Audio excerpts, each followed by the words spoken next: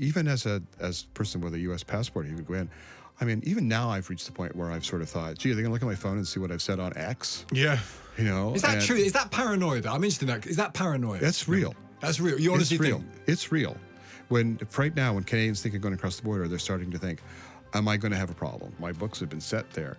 Moving forward, I'm not going to set them there. And in America? Nope, I'm not going to set them there anymore. And after, this will probably be the last book I set in the U.S. Really? And I think, why set your books in a country that's lost its mind?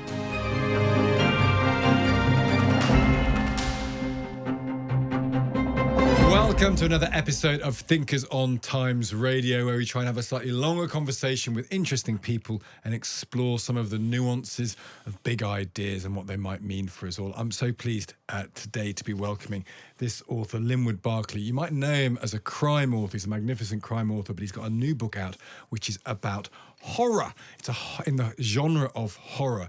And I guess he's a Canadian. It's an interesting time to be a Canadian in the world. So we're going to talk about, I suppose, where fact meets fiction. That's an interesting question in itself when it comes to politics. But also, are people turning to things like horror because the world is so nasty? What sort of world are we living in? How does a fiction writer deal with it? And how do we all deal with it collectively ourselves? It's well worth reading the book, of course, which is called Whistle by Linwood Barclay. And I'm delighted to say Linwood joins us now. Morning to you. Good morning. Nice to be here. It's lovely to speak to you. And you are a crime writer, but you've gone for a horror book. And so the obvious question, which I'm sure you're going to get a lot as you're talking about this book, will be, you're turning to horror because the world's so horrific, and punters are going to turn to horror because it meets some sort of need for us because the world is going to hell in a handcart. Well, my motives in writing this book had nothing to do with sort of a grand overall scheme of how the world is. I just had a really great idea and I wanted to write it. And maybe it now fits into a larger context of people wanting to read horror to get away from things. I mean, it was kind of like during COVID, nobody wanted to read books about, horrible pandemics. No. We were in the midst of it. And so now with politics in so many different places, just the state of the world is so horrible. We don't mind reading about something that's horrible if it's in just a little bit removed from reality. Yeah. And also if, unlike the real world, by the time we get to the end, there's some kind of resolution, maybe there's some kind of justice, and not quite maybe a happy ending, but things get resolved in a satisfactory way. And I feel that at the moment, we don't have anything that's moving in a satisfactory way in the world. And that's true of crime books as well, which is what you're famous for also, the idea that you get resolution in a world of irresolution, in a world of complexity, in a world where you're not quite sure where we're going to all end up.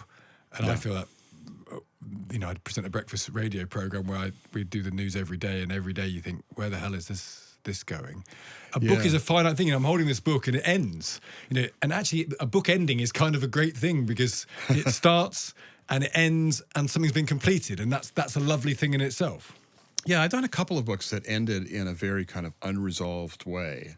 I threw something at the reader on the third to last page. And I actually like those books, some of those even more, because I like sometimes to avoid the happy ending, because then you're writing a book that's really, really is sort of more based in the real world.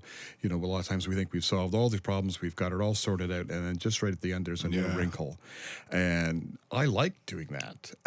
Readers don't always like that. No, because I think people come to books for different reasons. I'm interested you mentioned COVID, because if you look in the history of pandemics, there's not often great art written at the time, or great art in any form constructed in the time. But I always think about, if you think about the 20s after the influenza pandemic, no one was really writing about pandemics in the 20s. Shakespeare wasn't writing about plague in the 1590s, even though plague must have been absolutely everywhere and on everyone's mind. Well, I think sometimes maybe people turn to art for something. I think sometimes we need, whether it's a pandemic or other sort of cataclysmic events, sometimes we need a bit of distance to sort of assess it, because when we're in the thick of it, it's hard to have any kind of perspective on something like that. I mean, in my own, I wrote a memoir several years ago of my sort of coming of age years and my teens and what that was like, and it had never occurred to me that the things that I went through were even remotely interesting. Yeah. And 20 years later, it was my wife who said, "You really need to write a book about that." And it hadn't occurred to me that anyone would care. Yeah. And so I think that's true of a lot of things. We need to have a chance to catch our breath and then look back at it and think, okay, was it as bad as we thought, or was it worse than we thought? And let's kind of sort it out. Would you read a Trump novel, for example? No, I don't. An actual Trump novel, I don't think I would. No, I would it's either. painful enough reading the factual stuff. I did read 2 or 3 of the Bob Woodward books about Trump during his time, or just as he was finishing. I read those and found them fascinating. But I'm not interested in reading any sort of fictionalized account of him. I think if you want to read that, you can go back to Stephen King's The Dead Zone and read about the president in that book. That's pretty close. I mentioned Trump because it's going to be on. You're Canadian. Yeah. Proud Canadian. I'm actually, all cards to the table, I'm a dual citizen. I was born in the U.S. Okay. And my parents moved to Canada. My dad got offered a job. He worked in advertising, and he got offered a job at a firm in Toronto. And so we moved to Canada just before I turned 4. So I've lived in Canada, since I was 4 years old. I've never lived since then in the U.S. and eventually got my Canadian citizenship. So I consider myself about 90% Canadian. And whenever there's any kind of rancor between the U.S. and Canada, my heart's always with Canada. And do you feel, how seriously do you take it? Because we cover Trump every single day on Times Radio, and the rhetoric seldom meets reality in terms of what he promises he's going to do. But tonally, it probably does meet reality. He sets a tone as the president. And historically, there have been no better neighbors than Canada and the U.S. Really? We have, come to each other's aid in so many times. You go all the way back to the Iran hostage crisis or what it was, and there were a number of Americans who didn't get held hostage, and nobody knew it because they got spirited away, and they were secreted in the Canadian embassy. On the day of 9/11, thousands of Americans who couldn't fly back into the U.S. flew into Newfoundland and were taken in by this town and kept for took care of them for a week. It became a musical called "Come From Away." We've always been, when they were the L.A. wildfires earlier this year, there were water bombers from Canada going down there to help. We've always helped each other out, and we've always been the best of neighbors. And now we have this new guy in who treats us with complete contempt and disregard and insults the prime minister and keeps referring to us as the 51st state. And you can't imagine how much that idea offends us. And the depth of anger in Canada is just immeasurable. I mean, the U.S. is the #1 travel destination for Canadians, and Canadian travel south of the border now has dropped by, I think, 30 to 40% or more. They've reduced the number of flights that go to the U.S. because there aren't people wanting to go there, and so, I mean, all you have to do now is go into the grocery store, and there's all these maple leaf symbols on products that are made in Canada or were not brought in from the States, and people are boycotting American products. All of the American-made spirits and liquor and beer, all of that stuff are off the shelves. You can't buy them in Canada anymore because we thought, if you're going to treat us like this, we're not going to sell your stuff. Do you believe him when he says it? Because I believe his intention. I believe his... Do you think he really intends it, or does he just like setting the hair running? Well, it's both. I mean, when he was running, he was saying he was going to do all these things that seems so outrageous, and all you have to do is turn on the news today, and he's doing it. He's sending in the National Guard to go after people in L.A., and so I think the intention is always there. I mean, I think with the tariffs, and of course, that was it the Wall Street Journal, whoever coined taco, Trump always chickens out. Yeah. But that some of these things that he proposes are outrageous and vindictive and horrible, and some of them are so bad he can't pull them off, but that he wants to. And it's that intent, and knowing that he is surrounded by people who share that sort of evil vision. There are no longer, unlike in his first term, there are no sensible people around him who would act as kind of guardrails. Now he's surrounded himself with sycophants and yes men and yes women who will do whatever nutcasey thing he wants them to do. But maybe what you say is nutcasey, and many will agree with that, is also reality. We come back to I wonder when I see him sending in the National Guard to to LA, and LA is a sanctuary city and California is a sanctuary state, and they believe that undocumented migrants are welcome and they make up quite a considerable body of their population. And I just wonder how many Americans look at that and say, Trump's right to send in the Well, I National think there's Guard. a great number who do. But even Trump himself said when we are going to go after people, we're going to go after the worst cases, the criminals and this and so forth. And in the last week, Stephen Miller had his deputy chief of staff, or whatever. He sent out this directive ice, like, we're step it up, we're going after everybody. So now they're showing up at Home Depot parking lots, and you've just got, poor migrant workers just without criminal records, who just want to try to make a living and be able to get some food for their family, and they're arresting them. So it's now, there's no kind of judgment call anymore. It's just, we'll just grab anybody we can. And a lot of Americans have thought, oh, well, this is great. We're just fine for that. Like, get these people out of the country. And then they find out that one of the people they've grabbed is this lovely woman who served them bacon and eggs every morning at the diner. Yeah. And now she's gone. And they're going, well, hang on a minute. Like, we didn't mean her. Yeah. So do you think there'll be yeah. a reckoning? Do you know what I mean? Because we used to talk about on the program that he's got to get this bill through, which may or may not go through. He's going to add loads to the debt. He's got to deal with the tariff situation, which he created. He started the tariff row, and now he's got to find a way out of it. He's promised victory in Ukraine, probably for Russia, but he's at least promised peace in Ukraine. We're going to see if that happens. He's gone quiet about that because he probably knows he can't achieve it. Yeah. Israel and Gaza's a mess. He can't really seem to achieve anything there. Is there a reckoning coming? And the reason why I want to ask you this because you work in the realms of fact and fiction. Yeah. And I spent 30 years in newspapers, so you really facts matter to me. Yeah, and so you really know where the line is.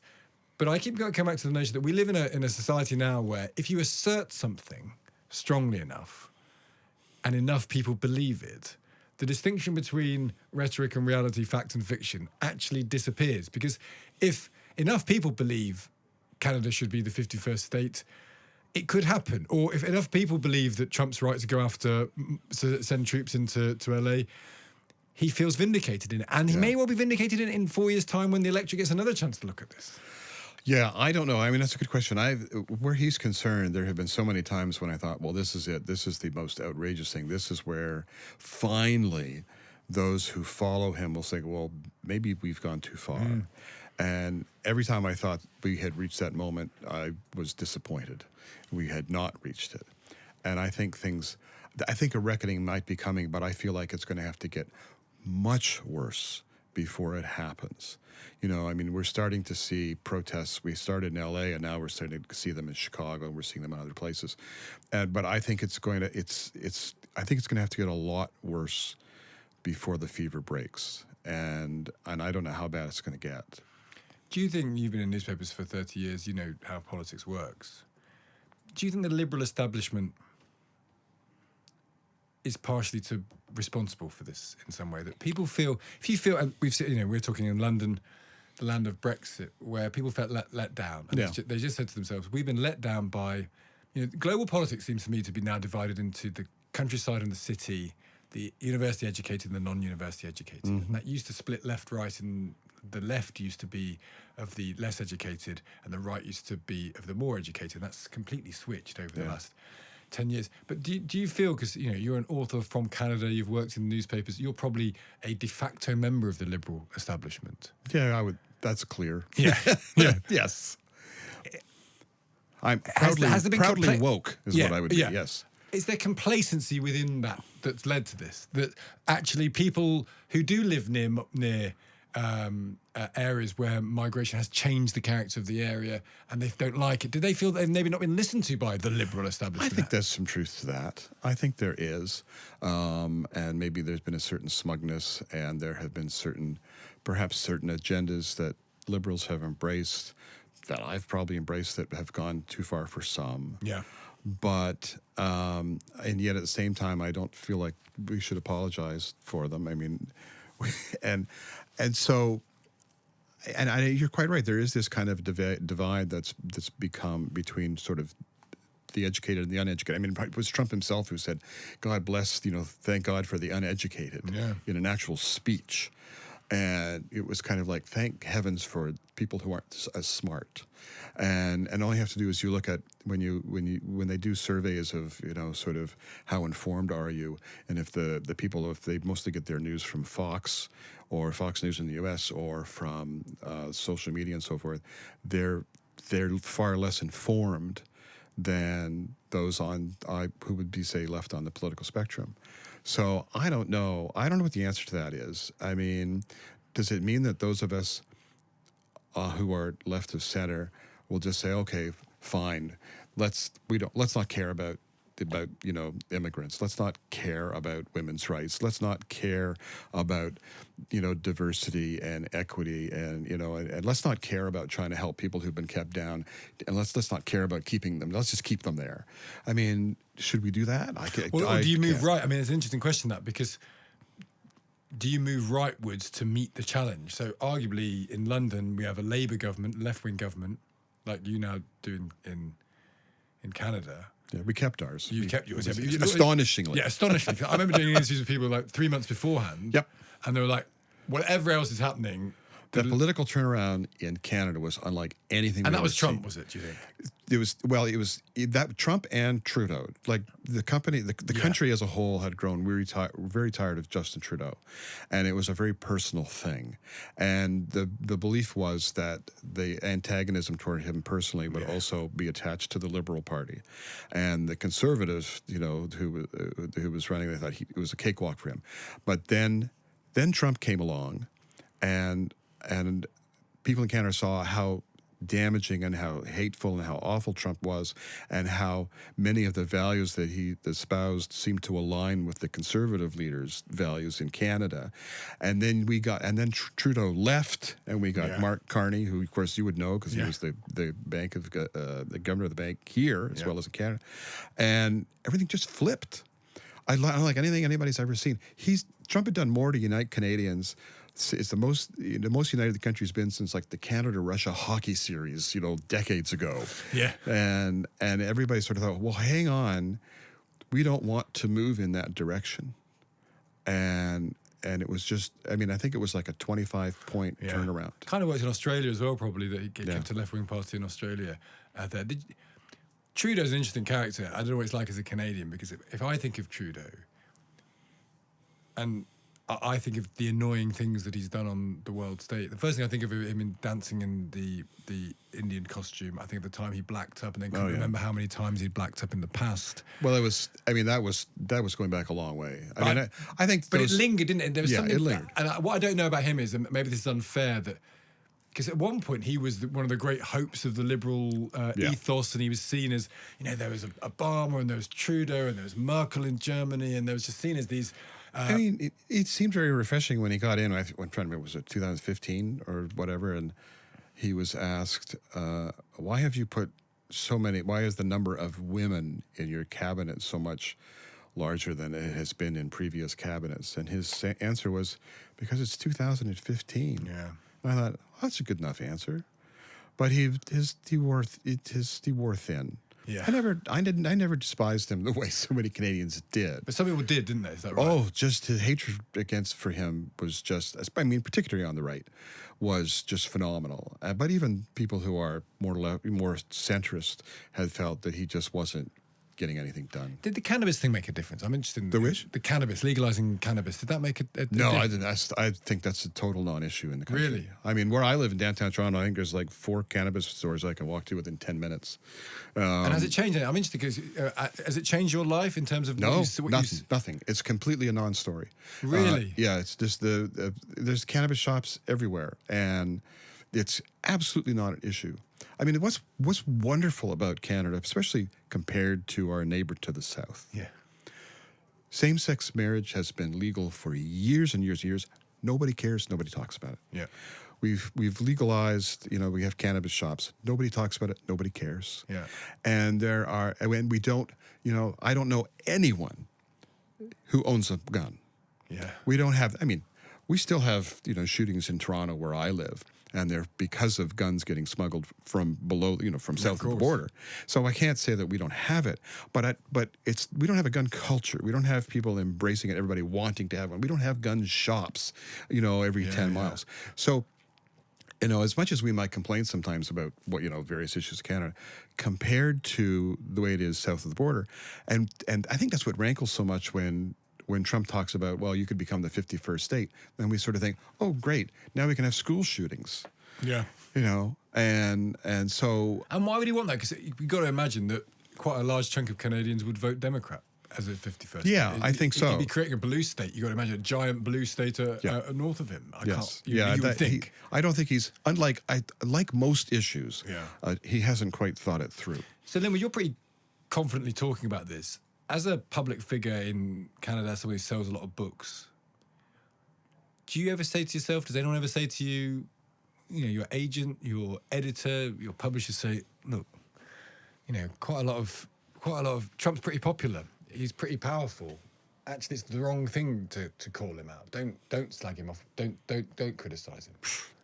I mean, I can't. That seems sort of unthinkable. Really? To just sort of think, I better cool it. I mean, first of all, because I have an American passport, I was born there. I could head into the States if I chose to, which I have no interest in doing at the moment. But even as a person with a U.S. passport, he could go in. I mean, even now I've reached the point where I've sort of thought, gee, are they going to look at my phone and see what I've said on X? Yeah. Is that true? Is that paranoia, though? I'm interested in that. Is that paranoia? That's real. That's real. You honestly think? It's real. Right now, when Canadians think of going across the border, they're starting to think, am I going to have a problem?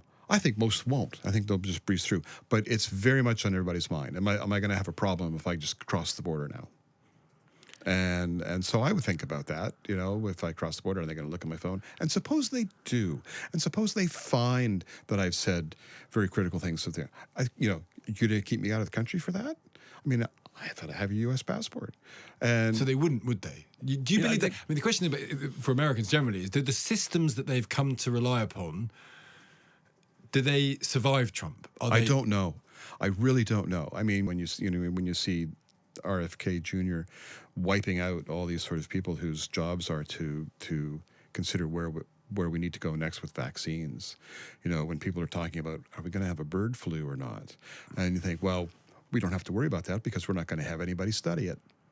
Where it's just sort of ostrich politics. We just sort of stick our head in the sand and we just don't care. But maybe that's the modern world. I mean, maybe America's getting the politicians, as we all do. We all get the politicians we deserve. And we all probably get the politicians that the society creates. I think it's going to be interesting when I started writing novels, I couldn't find a publisher in Canada. I had one in the U.S. And so my books have been set there. Moving forward, I'm not going to set them there. And in America? Nope, I'm not going to set them there anymore. And this will probably be the last book I set in the U.S. Really? And I think, why set your books in a country that's lost its mind? And on top of that, I wonder how Hollywood is going to handle this, because Hollywood has a history of movies that at least reflect in their own mind this vision that agents of America will go around the world and solve problems. We will go and we will help the rest of the world. We'll diffuse that nuclear device over here, and we're gonna we're the champions of freedom and saving the world. How do you do a movie like that now when the U.S. doesn't care? It's an interesting point. And does the world? I mean, the world's view of the U.S. I mean, Trump's popularity in Britain is staggeringly low. Oh yeah, well, the only place where I think it has any kind of numbers is in the U.S. And they were under the delusion, and just you'll hear the Karen Levitt at the press secretary. Now the world respects us because we're. And I'm thinking, do you follow any news sites? Yeah. Do you read anything? The world is probably frightened of him. I mean, they are. I think that they're frightened and appalled. And Carney's relationship with him versus Keir Starmer's is very interesting, and that Starmer has taken the decision he's going to stay close to Trump, and that means he thinks we'll get a better deal at the end of it. But it's an interesting question whether. Are British people so pragmatic that we'll just accept that? Or at some point will we want him to say what you're doing is wrong? Because they'll never will. I have endless politicians coming on my programme, and the only ones who will call out Donald Trump for his behaviour over Ukraine, it's amazing. It's defence secretaries. When they're defence secretaries, he's an ally. When they finish politics, he's a massive threat to the world and he needs to be fought. But the people in power, they will kowtow to him. But bullies never get enough. You can never give them enough. So if you see to their demand for this, and they go, okay, now we're square. You're never square. Like they'll always want something more. Yeah. And until there's nothing left of you, you know. And I think Mark Carney, our new prime minister, I think he's taking a much more cautious, careful approach, thinking you're not going to walk all over us. And I mean, I think he made the point. One of the ways he made that point was he invited the king to come and do the throne speech when the new parliament opened in Canada. That hadn't been done in decades. And they were making a point. Yeah. We're not part of your system. You know, we're our own people. We're our own company. We're going to make our own decisions. I think it's so interesting you say about not setting a book in America. But what would you say, though, because some of your readers will be Trump fans. Yeah, well, Does that whatever. matter? No. You're happy to have them as readers, but will they find values in your books that or do you think that the values that maybe you don't, maybe... I had, you know, I mean, there's not a lot of politics in my books. And No. certainly not in this one. There's a bit, and I did a book, Elevator Pitch, there's a bit of some politics in that. And, you know, maybe you can read between the lines and you know where I stand. But then on social media, I'll make comments that, you know, and that how I feel about things. And people will say, well, you shouldn't, you know, you should stick to what you do. You should just write your books and not express an opinion. And I think, do you think we became writers to keep our thoughts to ourselves? Yeah. You know, and that's not how it works. And you're not frightened of putting off readers? No, I'm not. You know, I mean, if I lose all those readers, I mean, we can still eat. And, Yeah. you know, and for every one that you lose, you may pick up 3. Yeah. Because I think I want to believe that there are slightly more rational people in the world than crazy people. So if I lose some of the ones who really hate what I have to say about that, then maybe I'll pick up some over here and whatever. I mean, I turned 70 in March. If I lose readers God, now, I don't care. You look good for 70, my friend. Dear me. We might finish on this, because this is interesting. I'm worried. So I write crime books, and I love books. Books have been my whole life, and they've got me through some horrendous times, and I think they're the most important thing in the world. I think the greatest achievement in the world is the empathy you get when you just read someone else's words. They're in your brain, and you're coexisting with someone remote in distance and time, and that's just the most fantastic thing that human beings have ever done, more or less. Yeah. In 20 years' time, will there be books? That's what I wrote, because I think there'll always be stories. but maybe not books. I don't know if there'll be books, you know, like the physical book. I mean, we've already been through this with ebooks. But this is so beautiful. Oh, And I know. love it. It's just such a gorgeous cover. I just love holding it in my hand. Yeah, of It's course so you do. pretty. It's It's just so- beautiful. I think there will be, but I think that the way we get stories is evolving. So will there be books like this vinyl? So basically there'll be some cranks and fans and nostalgia buffs, and they'll be sitting there with their books. You should see my son-in-law's record collection. It's Exactly. he has thousands. But there's not many of your son-in-law in the world because everyone else is streaming. So I think all these books. I think for me the important, like sometimes people will write and they'll say, are you upset if I just got your book as an ebook and didn't get the actual? I'm okay with that. You know, Or an audiobook. There's your audio. It doesn't bother me. I think that what matters is will there be storytellers, and will we have stories in whatever form, whether it's a physical book, whether it's audio, whether it's digital. My bigger concern is this whole sort of AI stuff. I mean, my books have all been ripped off in this many, and just so people don't know what they do is they've not paid for them. They don't pay for them, and then they don't ask for permission to use them. They've taken them. Meta have just done this, and they take every one of your books, every one of my books, and they put them in their search engine and in their AI engine, and that helps the AI engine learn. But the fear is, at some point, someone will be able to say to that AI engine, "Get me a Linwood Barclay style book set in New Orleans where." There's a chase on the river. There's a dirty cop, and there's X, Y, and Z, and they'll press a button, and a book that looks an awful lot like you because it's based on what you've already done will exist in the world. Yeah, and that's not just a fear for myself as a writer, but I'm thinking, do readers want that? And I think one of the things that makes us human is that we're creative. Yeah. And so what would we like to do moving forward? We would like to take every song that's ever been written and every book that's ever been done and up to this date starting today. Yeah. And we'll feed that all into these massive computers. And then from this day forward, every kind of entertainment that we get will be manufactured based on everything that has already been produced. So we won't have anything new, and we'll just let machine. And what will we as people, as creators, do? You know what? I mean, you look all through history. What was preserved through time, going back to cave paintings, Yeah. and everything that we cherish and preserve, is artwork and art. Creative endeavor. Do we just not want to do that anymore? And if we don't, what's the point? Well, and what the publishers want, because it's an awful lot cheaper to press return on an AI computer and have a book produced than pay for a writer. And the first couple of books that might not work, and have an editor that shapes it, and have creative disagreements and get wrong routes, and that take you to the right place eventually. All the things that make the serendipity that makes creativity worthwhile. I just can't believe. Maybe I'm just naive. I can't believe. I feel like some old guy who says, when I was a kid, we only had 3 channels. Yeah, I feel like that kind that of as well. stuff. And I'm old, but I look 45. I am 45. You're 70. It's but- probably when they came out with calculators. They said, "Well, you won't be able to add numbers by yourself anymore." I mean, what the hell? But I just feel if that's what people want, then maybe that's what they deserve. If that's what you want to read, then great. That can be your entertainment. But there's a group of us over here who still want to create, and we want to enjoy the works of people who are creating. And have a relationship with them, and care about. I love when you speak to readers. You care about them, and they care about you, and they've built a relationship with it. Which is why you doing a horror book is so interesting, because you've got a body of readers, and you've surprised them. You've surprised some of them. I mean, if you'd asked AI and said, last year, write a horror book by Linwood Barclay, AI would go, I don't know how to do that, because he hasn't done that. Yeah, but you've decided to do it, and there's got to be something in that, hasn't there?